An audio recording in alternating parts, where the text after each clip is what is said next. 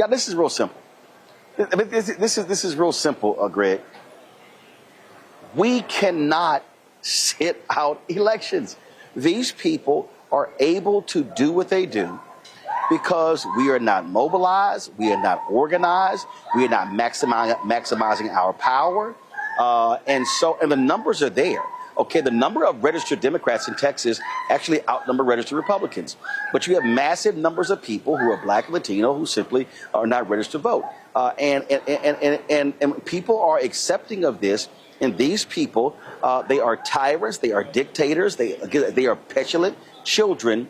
And the only way to break their backs is you have to do it at the ballot box. And so that's why it offends me when I listen to any of these idiot Black folks talk about, oh, your vote don't matter, your vote don't count, you wasting your time actually doing that, when these people are exercising raw power to destroy so many of our lives. Yes, they are. I'm encouraged by the way that naked white supremacist talks. Shut up. Be quiet. Remove them. You see, anyone with any basic decency, sense of self, will respond to that.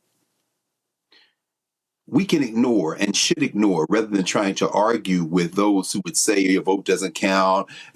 Some of those people are simply worn down by this type of activity. Others are probably operatives, quite frankly. And then there's, of course, the factor of ignorance. But it's not enough collectively to stop us from doing what we need to do. As Commissioner Simmons was talking, as y'all were having a conversation, I was thinking, as you remove polling places from college campuses, I can't speak to the students there, but I can certainly speak to the students that I have. That's the type of thing that would have those students organize and walk to wherever the polling district is.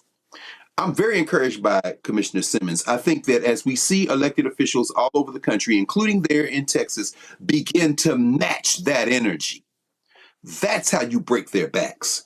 These people are not colleagues. These people should not be treated with respect. These people are open enemies of our common humanity. And once you have that in place as a morality play, you have gained the energy that we saw with the Student Nonviolent Coordinating Committee and the Southern Christian Leadership Conference.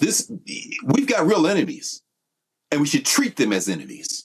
So I want that commissioner to keep talking the way he's talking, because that might get enough people together, if we can get our act together, to remove him forever from any notion of political power. That might be what it takes, Roland. The thing for me, Nola, is too many folks are complacent. They're complacent. They're not active, and they'll complain.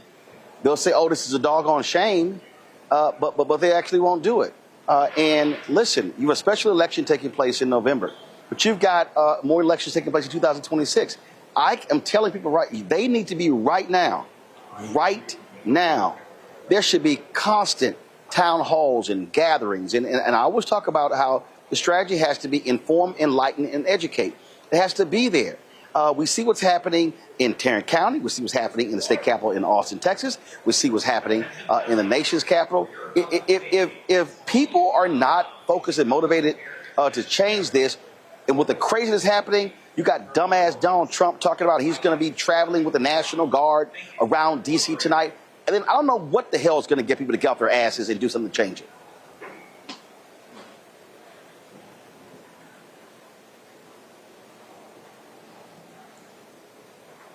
I talk to a lot of young folks. You're on mute. And I'm not on mute. Okay, now we have you. Now we got you. Not on mute. Okay, now we got you. Go. I was not on mute. Just FYI. You use two very important words: enlighten and motivate. The young folks who I talk to, they're like, enough already with the dire messages. Enough already with telling us that the world is on fire, democracy's hanging over a cliff.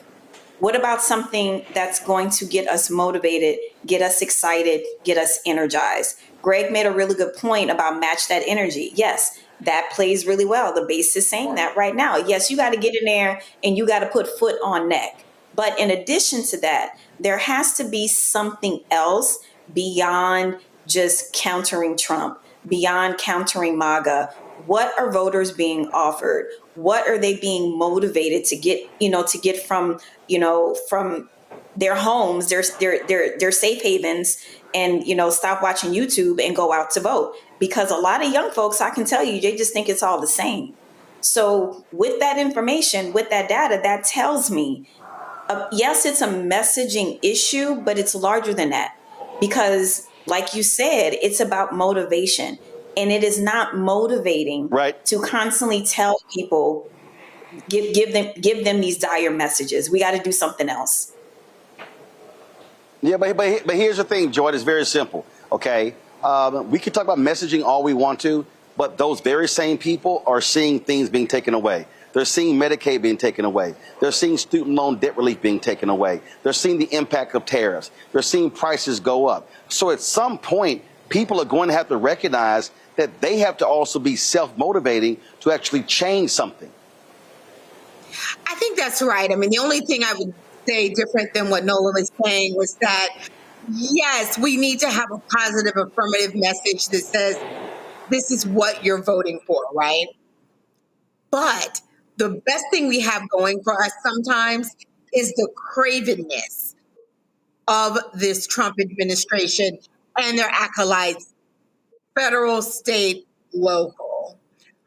We benefited from their stupidity previously in his first term. Now we're benefiting from his overreach.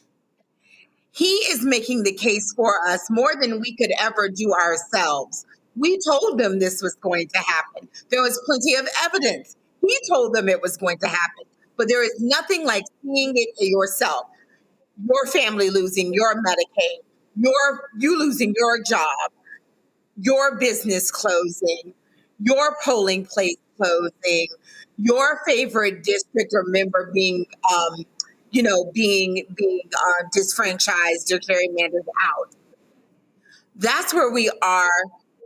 They are overreaching. And now what we have to do, Democrats have to do, is use the space that has been given to come in with a positive message that highlights what they're doing, fights back, and gives people something to fight for.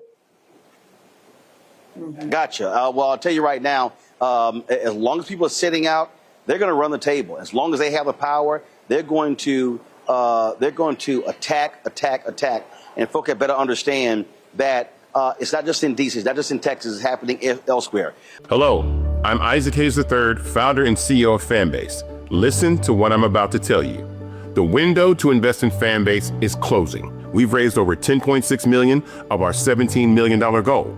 That means there's room for less than 6,370 people to invest in Fanbase for the average amount. The minimum to invest in Fanbase right now is $399. That makes you an owner in Fanbase today.